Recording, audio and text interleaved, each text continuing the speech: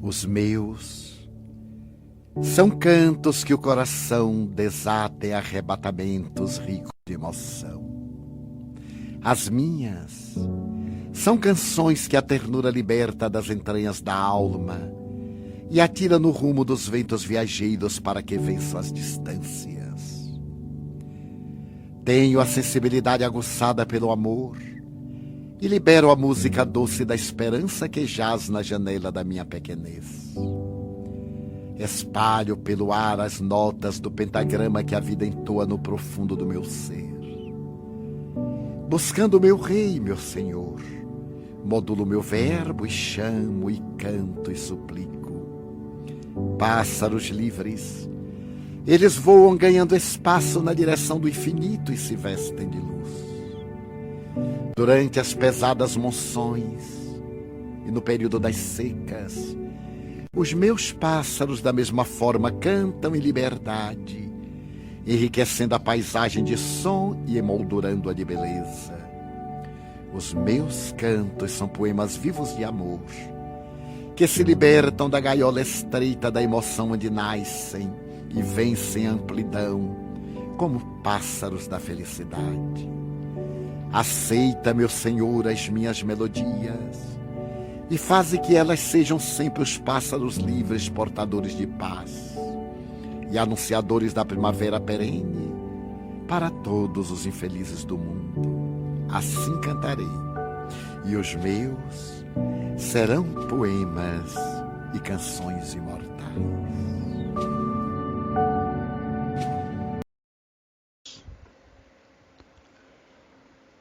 Todos nós, num dia normal, desde que abrimos olhos pela manhã após o sono, o descanso noturno, já estamos vivendo no mundo dos encarnados, experienciando como espíritos na matéria.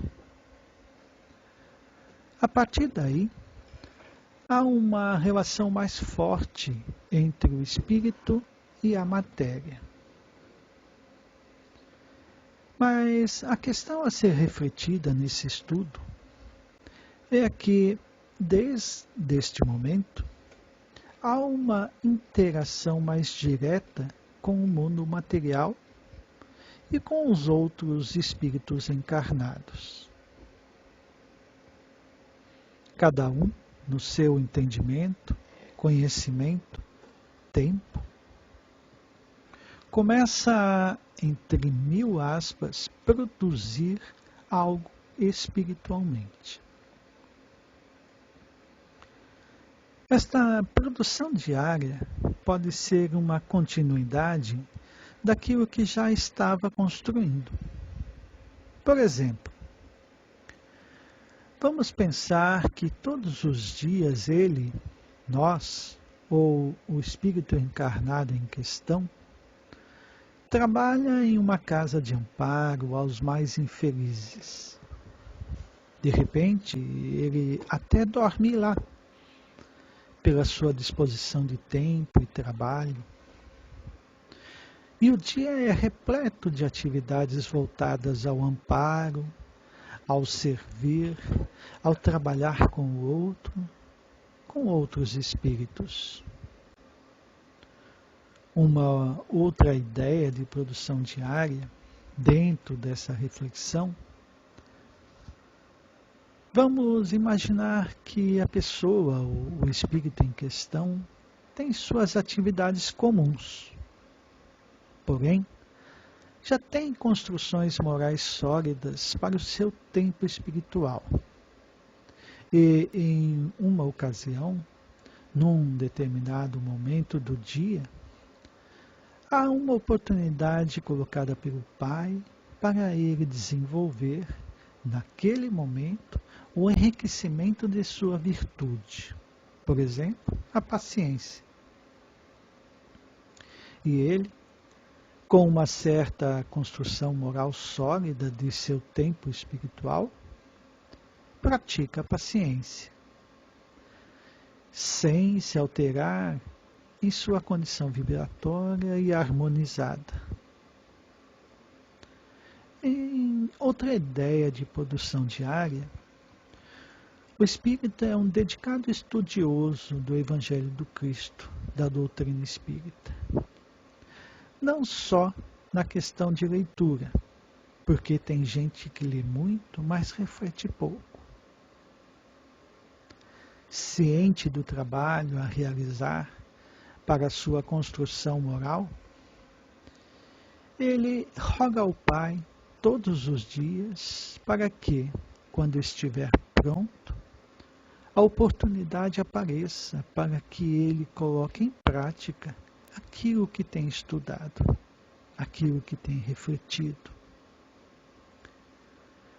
E assim vão as ideias de produção diárias de nossas construções espirituais. Desde manhã cedo, diante de nossos hábitos milenares a serem trabalhados, que começamos a perceber, a nos observar. E assim produzimos. Desde manhã, com envolvimento com os familiares com os quais nos relacionamos, desde o momento no dia em que nos relacionamos com aqueles outros que estão próximos de nós, em casa mesmo, na rua, no trabalho diário, ou com as coisas em que nos envolvemos, ou seja, o trato com a matéria. E assim passamos o dia produzindo, construindo e desconstruindo pensamentos e sentimentos. E como num dia normal, vai se finalizando mais um dia reencarnado. Após esta exposição, a reflexão desse estudo se completa na ideia de utilizarmos os ensinos do Mestre Jesus e dos Espíritos, mais especificamente Santo Agostinho, quando ele responde à pergunta 919A de Kardec, do Livro dos Espíritos, no capítulo A Perfeição Moral, no subitem Conhecimento de Si Mesmo. Na primeira parte, Santo Agostinho responde assim: façam o que eu fazia quando estava encarnado na Terra. Ao fim do dia, interrogava a minha consciência, passando em revista o que havia feito, e me perguntava se não havia faltado com o cumprimento de algum dever, se ninguém tinha motivo para se queixar de mim. Foi assim que eu consegui me conhecer e ver o que precisava ser reformulado. E dos ensinos do Mestre, a parábola Os Trabalhadores da Última Hora, no capítulo 20 do Evangelho segundo o Espiritismo, primeira parte da parábola diz assim: o reino dos céus é semelhante a um pai de família que saiu de madrugada para contratar trabalhadores para a sua vinha. Depois de acertar com os trabalhadores o pagamento de uma moeda por um dia de trabalho, enviou-os para a sua vinha. Saiu novamente à terceira hora do dia E encontrando na praça outros trabalhadores que estavam sem fazer nada, disse-lhes: Vão vocês também trabalhar na minha vinha, e eu lhes pagarei o que for razoável. E eles foram. Saiu ainda na sexta e na nona hora do dia, e fez a mesma coisa. E saindo na 11ª hora, encontrou outros trabalhadores que também estavam desocupados e perguntou: Por que vocês ficam aí todo dia sem fazer nada? Foi porque ninguém nos deu trabalho, disseram eles. Então o pai de família lhes disse: Vão também trabalhar na minha vinha. E eles foram.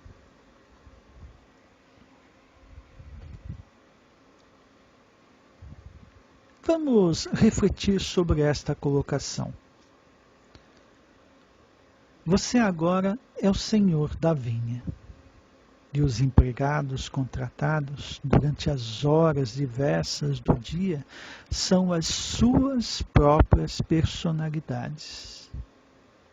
São você mesmo, mas em diferentes ocasiões, pois sabemos que não conseguimos ser um espírito integral ao ponto de ter as mesmas atitudes e posturas nos diversos momentos do dia, sejam essas atitudes relativas ou não às virtudes que construímos com os outros espíritos ou coisas.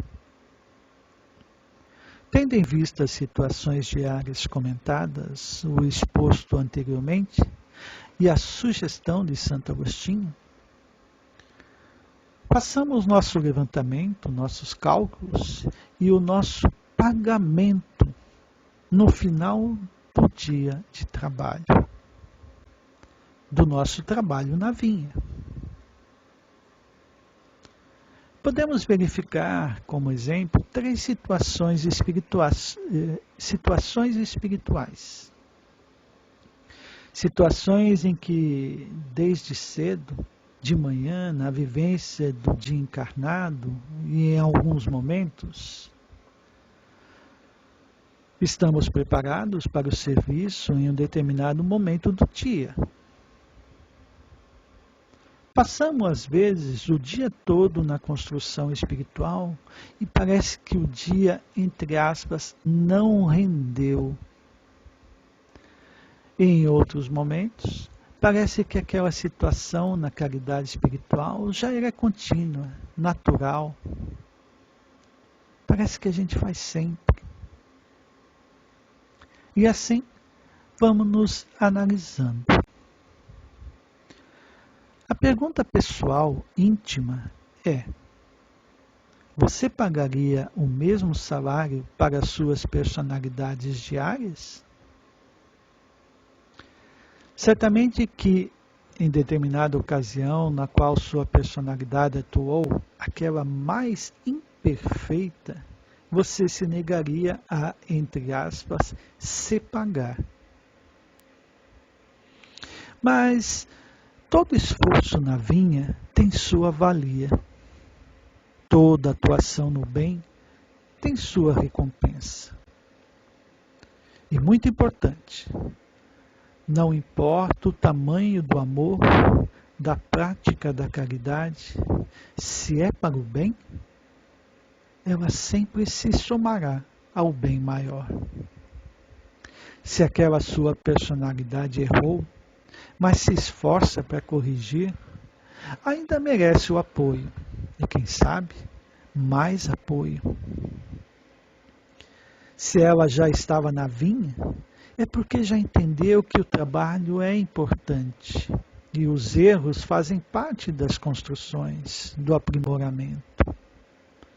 Pois só se pode reconstruir ou melhorar aquilo que um dia já foi construído. Se uma de nossas personalidades ainda não está apta para a vinha, não devemos esquecer dela, convidando-a ao trabalho. E como fazemos isso? Espiritualizando todas as nossas ações do dia. Lembremos que nosso esforço não deve ser só de manter as conquistas, as virtudes, mas de nos modificar. Modificar os nossos hábitos ruins, nossos pensamentos viciosos, manter nossa postura cristã e ter as mesmas atitudes morais para com todos e tudo. Nos conhecendo melhor, podemos nos fortalecer na vontade para fazer isso. Por isso, sejamos aquele que, mesmo nas horas dos erros, não nos maltratemos. A melhor forma de lidar com isso é nos perdoar e pensar na corrigenda. Façamos, entre aspas, o nosso pagamento com amor, pelo conhecimento de nós mesmos, pela oportunidade de aprendermos, pela fé e esperança de dias melhores. E pelo esforço de estarmos no caminho certo, o caminho ensinado pelo Mestre que nos levará ao Pai. Muito importante também é sermos verdadeiros, mas muito verdadeiros conosco mesmos. Senão, sendo ainda muito imperfeitos, alimentados pelo nosso orgulho, estaremos reclamando para nós mesmos os louros que ainda não merecemos, querendo, entre aspas, burlar as leis universais, as leis naturais, as leis do Pai. Façamos o nosso melhor e sempre rogando ao Pai por aqueles que estão conosco, trabalhando conosco em nossas vivências diárias, aqueles que nos incentivam e auxiliam para vencermos a nós mesmos. Que o Pai permita que eles estejam sempre conosco e que nós possamos também nos permitir senti-los. E que o Pai fortaleça a todos e a nós. Obrigado pela oportunidade.